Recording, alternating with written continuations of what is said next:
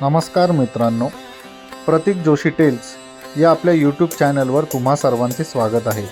आज आपण उत्तराखंडमधील अत्यंत पवित्र आणि महत्त्वपूर्ण अशा पंचप्रयागांबद्दल सविस्तर माहिती घेणार आहोत। अलकनंदा नदीच्या प्रवासात येणारे 5 संगम कोणकोणते आहेत, चला तर मग पाहूया। अलकनंदा नदीची सुरुवात ही चमोली जिल्ह्यातील सतोपंथ आणि भागीरथी खडक हिमनदीतून उगम पावते।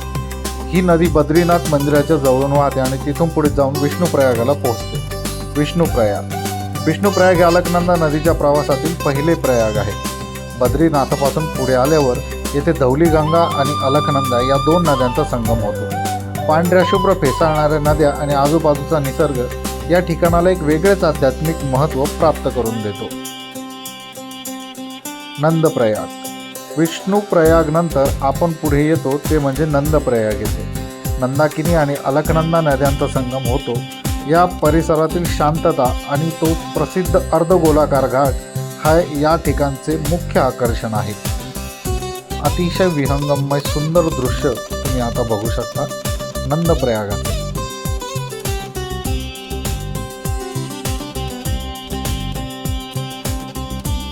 त्यानंतर कर्णप्रयाग हा 3ऱ्या क्रमांकावर येतो। इथे पिंडारी नदी आणि अलकनंदा नदी यांचा संगम होतो। या संगमाचा विस्तार अतिशय विस्तीर्ण आणि भव्य असा आहे। एका मान्यतेनुसार कर्णाने येथे सूर्यदेवाची उपासना केली होती व आपण पराजित न होण्याचा वर मिळवला होता। अतिशय विहंगम आणि सुंदर दृश्य। इथे जे निळे पाणी आहे ते अलकनंदा आहे आणि जे जरासे गढूळ रंगाचे पाणी आहे ती पिंडारी नदी आहे। पावसामुळे तिचे पाणी थोडेसे गढूळ झालेले आहे, ज्यावेळी ही क्षणचित्रे टिपण्यात आली होती। त्यानंतर रुद्रप्रयाग हा केदारनाथच्या दिशेने येणारी मंदाकिनी नदी आणि अलकनंदा नदीचा हा पवित्र संगम आहे। एका बाजूला तुम्ही पाहू शकता जो की थोडासा गढूळ प्रवाह आहे ती म्हणजे अलकनंदा, आणि दुसऱ्या बाजूला अत्यंत स्वच्छ आणि हिरवट असा प्रवाह तो म्हणजे मंदाकिनी। तर मंदाकिनी आणि अलकनंदा यांचा हा सुंदर आणि पवित्र संगम। आता सध्या या प्रवाहामध्ये आपल्याला पाणी थोडंसं कमी दिसतंय, परंतु पावसाळा वाढल्यानंतर आणि इथे पाणी जास्तीचे वाढल्यानंतर हा प्रवाह भरपूर वरती येतो। हा रुद्रप्रयाग शहराचं सुंदर विहंगममय दृश्य। अगदी नदीच्या किनारी वसलेलं हे सुंदर शहर, त्यात निसर्गाचं भरपूर असं मोठं वरदान, यामुळे हे ठिकाण अतिशय नयनरम्य असं होतं।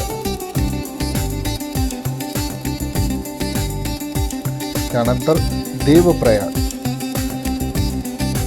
5वा आणि अंतिम प्रयाग म्हणजे देवप्रयाग। येथे अलकनंदा नदी आणि भागीरथी नद्यांचा संगम होतो। या संगमानंतर पुढे या संयुक्त प्रवाहाला आपण गंगा नदी म्हणून ओळखतो। हिंदू धर्मात या स्थानाला अत्यंत पवित्र असे मानले गेलेले आहे।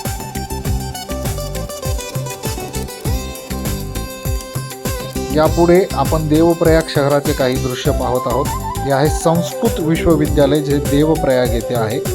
संस्कृत विश्वविद्यालयाचे विहंगम दृश्य आम्ही टिपण्याचे प्रयत्न केला आहे।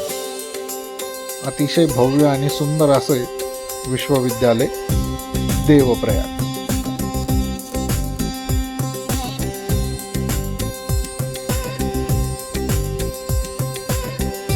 मित्रांनो, हे 5ही प्रयाग केवळ नद्यांचा संगम नसून भारतीय संस्कृती आणि अध्यात्माचा एक महत्त्वाचा भाग आहे।